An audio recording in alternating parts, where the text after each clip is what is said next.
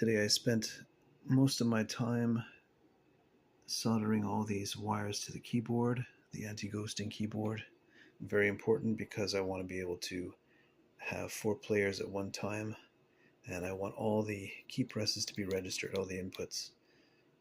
This is a Sunwa button. That's a Sunwa brand.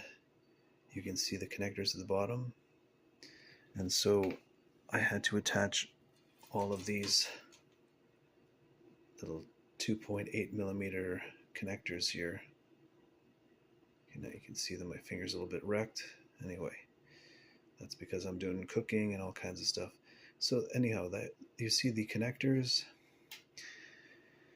And so I could set it up right now and it would work. The only problem that I discovered now is that this PCB here, if you look carefully, you can see how this in the center, this over here in the center of the frame right now, along with this one up here and this one here, these are all the negative connections for these microswitches. Okay, see, the microswitches are activated when you move the little joystick around. Okay, so the problem that I have is you need a negative and a positive for each one of these keys. The keys are still on there, by the way. I'll flip it around after. So because all the negatives here are joined into one black cable here, I can't just connect this black cable to the buttons here on the keyboard. They all have to have separate connections. And so what I've decided to do is, instead of mutilating these nice PCBs, I'm going to keep them. I have ordered already some more of these PCBs from AliExpress, so a Chinese website, and they look authentic enough. This thing, the replacements will fit and be compatible with my Sunwa joysticks. Sunwa, S-A-N-W-A is how you spell it, just so it's not misunderstood as like the sun, S-U-N.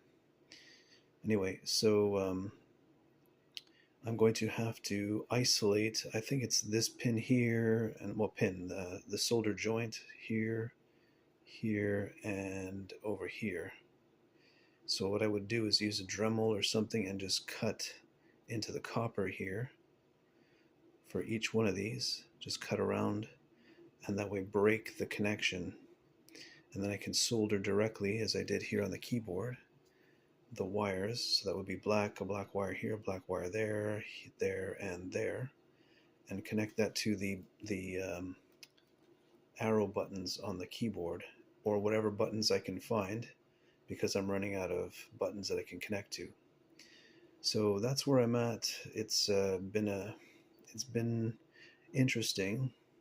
I had to make sure I got the right kind of wire, and I can tell you, crimping these 2.8 millimeter connectors, it's a bit of a job, but I had a good workflow, and I have the tools, so I didn't have to wait another 2 weeks to receive an order just to get this done, because I'd gone through that already.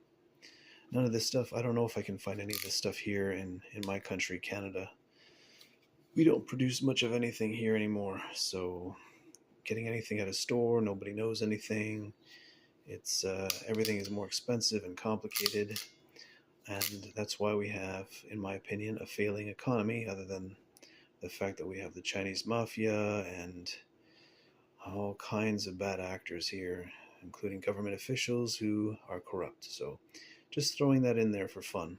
It's just adding a whole lot of complications, because the value of my money is pretty much cut in half as a result, and I have to order from a faraway country. So instead of taking a day or two to get what I need, it takes weeks and weeks and weeks and weeks. And it's, someone said at one point, these are first world problems. Canada is starting to look like the third world. So I'm just throwing that out there. I don't have a political channel. I'm just saying it's adding to the time this takes and the money it costs. So I'm pretty happy with the results I'm getting. Gotta say, it's a pretty nice keyboard. I didn't pay too much at the time. I think it's relatively the same price now on Amazon, $40 Canadian. The whole thing lights up. Get a whole nice light show. But what's really important to me is how easy it is in this case, because it doesn't have some weird matrix to the circuit board, or I have to worry about columns and rows and whatever that was being explained to me before by ChatGPT. I really just have to connect the negative and positives here, and I get the result that I want. And I've tested this.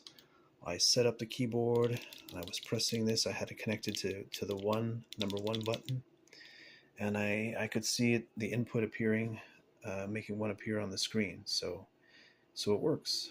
I'm just looking forward to setting this up permanently.